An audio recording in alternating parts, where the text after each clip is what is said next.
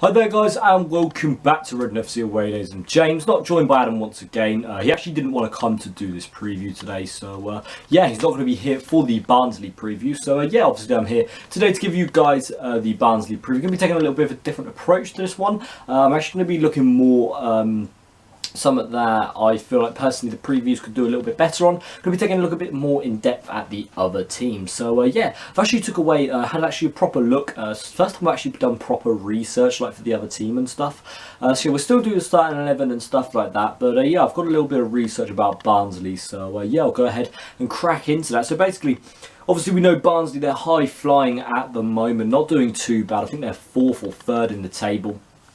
Not doing too badly. Recently, the last 5 results: beat Wolves 4-0, Preston they beat 2-1, Rotherham they beat 4-0 at home, which was their last home game. Huddersfield they lost 2-1 away to, and QPR they won 3-2 at home to. So obviously some strong results there. One loss in their last 5, and five games, 4 wins. Something that I looked at as well, which is quite interesting that Barnsley do, is they don't actually have too much possession of the ball, and that's something that we like to have in games. We have an average possession of 59%, whereas Barnsley only have a 44.4% possession rate. So some of them may be a little bit interesting going into the game. Obviously, this is a championship only. Obviously, it won't include the cups. So some of them may be a little bit interesting going into the game, because obviously Barnsley look like they're a counter-attacking side. They've actually, in the last 5 games, 40% against Wolves, 49 against Preston, 54 against Rotherham, 32 against Huddersfield, and 47 against QPR. So not too much possession is going on in their game, but obviously possession doesn't win you games. Shots and shots on target do, and this is where Barnsley have been key. They've had 16 shots on average in their last 5 games. They're 26 against Wolves, 15 against Preston, 18 against Rotherham, 9 against Huddersfield, and 12 against QPR. So all around that 10, 12, 13, 14, 15 mark, most of them. So yeah, an average shot rate of 16. Obviously that Wolves game helped it go up a bit. So Barnsley's top goal scorer is Conor Hourihane. He has 3 goals at the moment for them. Tom Bradshaw and Adam Hamill also have 2.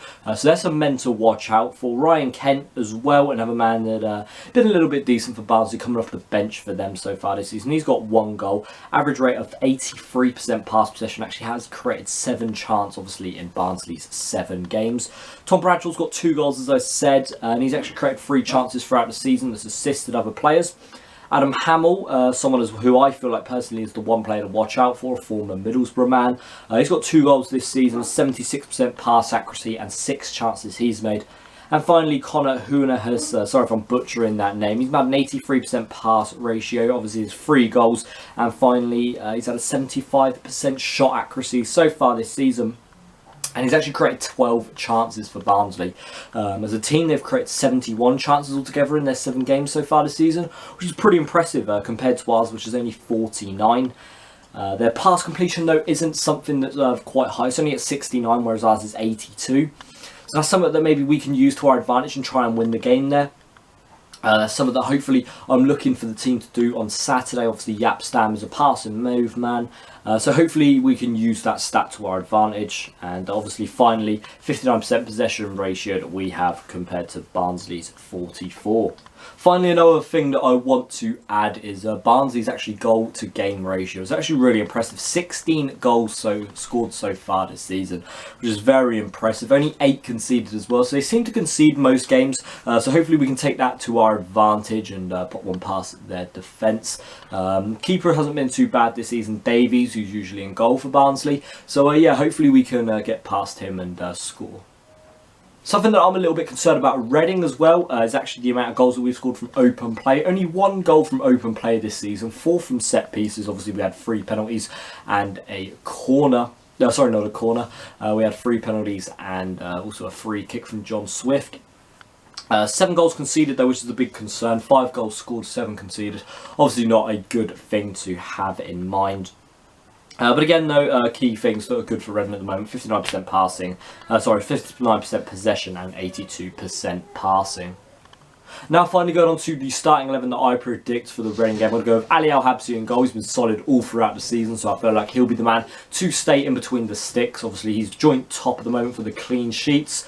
Chris Gunner in at right back. He's actually been quite impressive the last 2 games. Hasn't actually done anything too wrong. Looks quite solid going defensively and forward as well. Looks a bit more impressive. Paul McShane and Liam Moore at the back. I feel like these two are 2 contrasting centre-backs that bring the best out of each other. Liam Moore is more like a ball-playing centre-back, whereas Paul McShane is the ball-winning centre-back. Left back, I'm going to go with Tyler Blackett for this one. Obviously, we need the defensive stability for this game.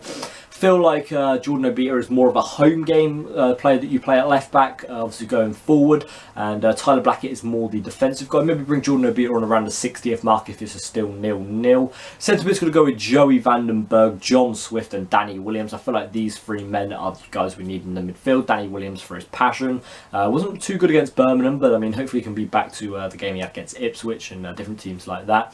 John Swift as well as our best player, and he's kind of been rested the last few games and shown his quality when he's come on the pitch.